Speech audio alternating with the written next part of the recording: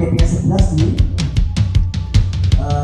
PPS program, ternyata iya. Ternyata nggak tahu bagaimana dulunya atau pada saat dia ternyata KTP-nya itu dari sekitar bulan Agustus 2022, sehingga terkotak di sana untuk dulu pengalaman di sana atau bagaimana, tapi benar KTP yang dilakukan adalah benar, otomatis dia adalah waktunya untuk gunakan hak pilih kita, salurkan aspirasi bersama demi bangsa. Teguh percaya suara kita sangat berharga, menentukan arah masa depan Indonesia. Assalamualaikum warahmatullahi wabarakatuh. Dulur-dulur, ini ada tambahan sekedar pemantapan pemahaman amanah kita melaksanakan tugas negara. Berikut ini uraiannya. Baik, langsung saja masuk ke pembahasannya. Proses pengumpulan suara 14 Februari 2024 di TPS. Ini sudah saya rangkum menjadi 5 tahapan yang memang harus dilalui oleh semua anggota KPPS di TPS. Dan langsung saja untuk tahap yang pertama, yaitu KPPS hadir sebelum pukul 7.00 waktu Indonesia Barat. Lalu apa yang harus kita lakukan sebelum pukul 7.00, yaitu memasang salinan DPT, DPTB daftar paslon dan DCT anggota DPR, DPD, DPRD Provinsi dan DPRD Kabupaten atau Kota, serta pengumuman lainnya. Selanjutnya menata tempat dan perlengkapan menerima surat mandat saksi dan memberikan salinan DPT dan DPTB kepada saksi dan pengawas TPS. Selanjutnya pengucapan sumpah atau janji KPPS dan petugas ketertiban. Izin PTPS dan saksi, KPPS membuka kotak suara, mengidentifikasi dan menghitung serta mengadministrasikannya.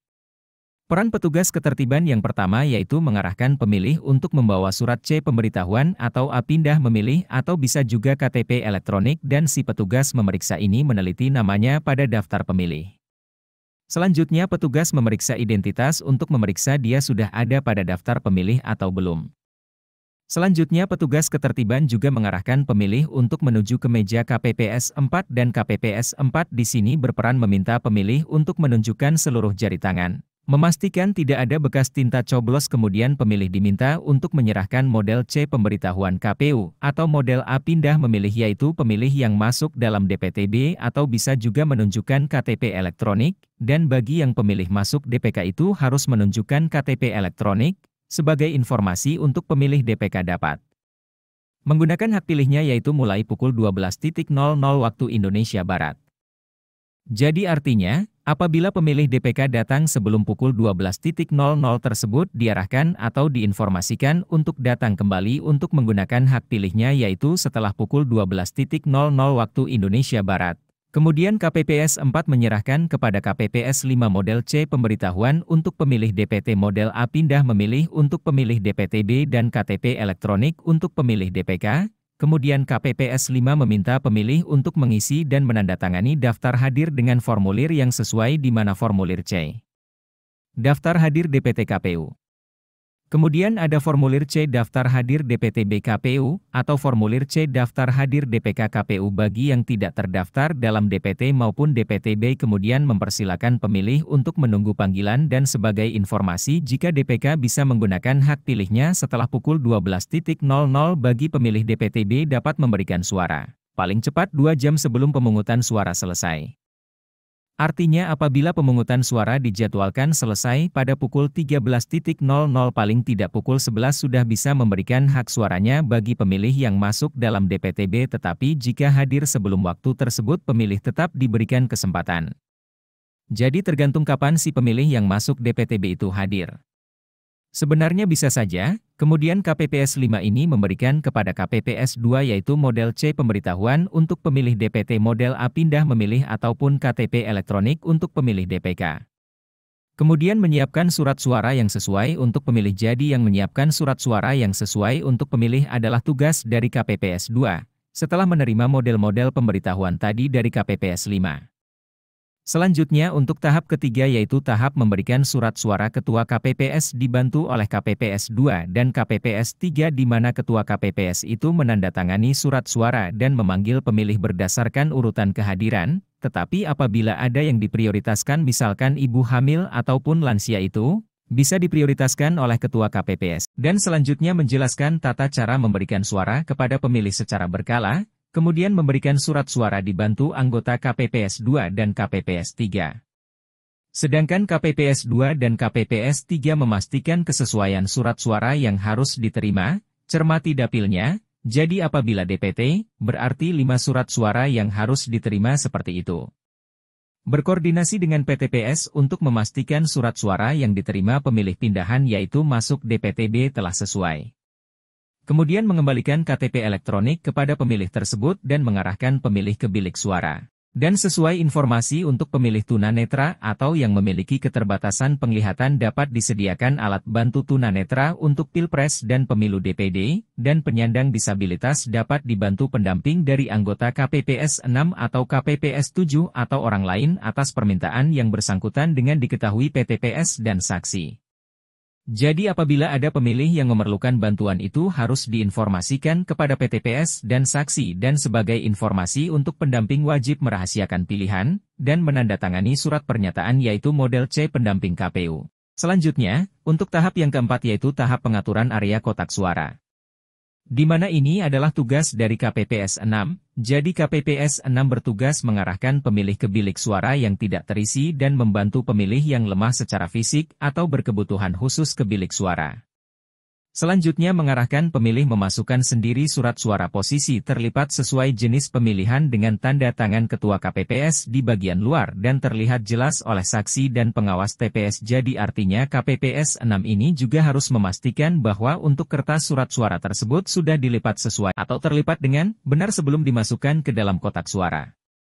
Dan dalam hal terdapat fakta atau kejadian dan peristiwa yang tidak ideal sebagaimana ketentuan, maka dicatat dalam C kejadian khusus misal ada pemilih yang salah memasukkan harusnya dimasukkan ke kotak presiden dimasukkanlah ke DPRD atau sebaliknya, maka harus dicatat di formulir C kejadian khusus.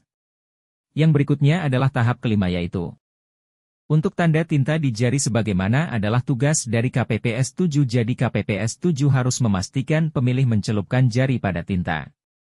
Kemudian pukul 12.00 waktu Indonesia Barat, Ketua KPPS mengumumkan pemilih dalam DPK sudah dapat memilih, jika surat suara tidak mencukupi diarahkan menuju TPS terdekat dalam satu RT atau RW atau masih dalam satu desa atau kelurahan. Kemudian pemungutan suara ditutup pukul 13.00 waktu Indonesia Barat. Dan apabila terdapat pemilih yang masih menunggu giliran di TPS tetap dilayani untuk memilih sampai selesai. Jika terdapat kendala Ketua KPPS berkoordinasi dengan PTPS dan PPS, demikian yang dapat disampaikan untuk 5 tahapan pada saat proses pemungutan suara 14 Februari 2024 di TPS yang pastinya sudah memuat tugas masing-masing dari anggota KPPS 1 sampai dengan KPPS 7. Sekarang sedikit masukan untuk petugas KPPS yang ditunjuk menjadi penginput Sirekap. Langsung saja untuk mengefisienkan waktu itu tugas operator Sirekap 1 dan 2 dalam era transformasi digital operator Sirekap memiliki peran penting dalam mendigitalisasi perhitungan suara pemilu 2024. Operator Sirekap tidak hanya berfungsi sebagai pengguna teknologi, tetapi juga sebagai ujung tombak dalam memastikan keakuratan, ketepatan dan transparansi proses perhitungan suara, dan mereka transform digital operator Sirekap terdiri dari 2 orang yaitu untuk Sirekap 1 dan Sirekap 2. Masing-masing tugas Sirekap 1 dan 2 tentu memiliki peran tersendiri agar proses perhitungan suara berjalan dengan lancar, jadi untuk tugas-tugas operator Sirekap 1 dan 2 ini memiliki peran tersendiri. Kembali pada pertemuan khusus petugas Sirekap pada hari Kamis kemarin, yaitu bimbingan untuk petugas Sirekap yang dipandu langsung oleh Bapak Arif, selaku PPK. Awalnya semangat sekali dulur-dulur mengikuti tutorialnya, namun pada saat sampai pada pengirimannya, terjadi masalah. Ada yang kesulitan masalah jaringan. Sampai di sini Bapak Arif memberi solusi. Rekam semua data, atau foto-foto yang sudah dibuat dan simpan pada folder yang mudah diakses, agar nantinya, jika jaringan sudah kembali normal, baru kita kirim lagi. Begitu himbauan beliaunya. Akhirnya kami lega. Selanjutnya pertemuan ditutup dan pulang. Hari Jumat kita kumpul lagi untuk belajar, membuat simulasi bagaimana tahapan-tahapan petugas KPPS nomor 1 sampai nomor 7 itu supaya ada gambaran tentang tugas masing-masing. Mengingat sekarang sudah tanggal 10, 4 hari lagi kita sudah harus berjuang untuk mengemban amanah, Dengan rasa sedikit lega, setelah Bapak Ketua PPS kita memberikan gambaran atau mensimulasikan tugas-tugas KPPS yang sebenarnya nanti di lapangan. Tapi yang paling membuat kita plong, rasa tegang dan kekhawatiran, seakan sirna. Setelah ada bidadari dari Gempeng. Gempeng maksudku. Berikut cara mengunduh aplikasi Rekap. Masuk ke Google Chrome dan ketik pada browser tulisan seperti ini. Rekap Pemilu 2024. Kemudian Enter. Beginilah tampilannya setelah di-enter, langkah berikutnya klik tulisan pratinjau aplikasi di browser. Dan akan tampil seperti pada layar. Di situ ada tulisan masuk dengan, lalu klik tulisan Google. Karena saya masuk dengan Google, maka harus buka akun Gmail-nya dan klik. Maka keluar perintah berikutnya, yaitu klik tulisan lanjutkan. Kemudian klik tulisan accept. Jika sudah ada tampilan di layar seperti ini, artinya sudah masuk dengan sempurna pada aplikasi ini. Ini untuk pemilu presiden. Ini DPR RI. Ini DPD. Ini DPRD provinsi. Ini DPRD kabupaten kota. Kepingin tahu format-formatnya? Misalnya saya klik presiden. Maka akan tampil seperti ini. Klik tulisan Jawa Timur. Lalu klik Pasuruan. Selanjutnya saya klik Bangil dan seterusnya.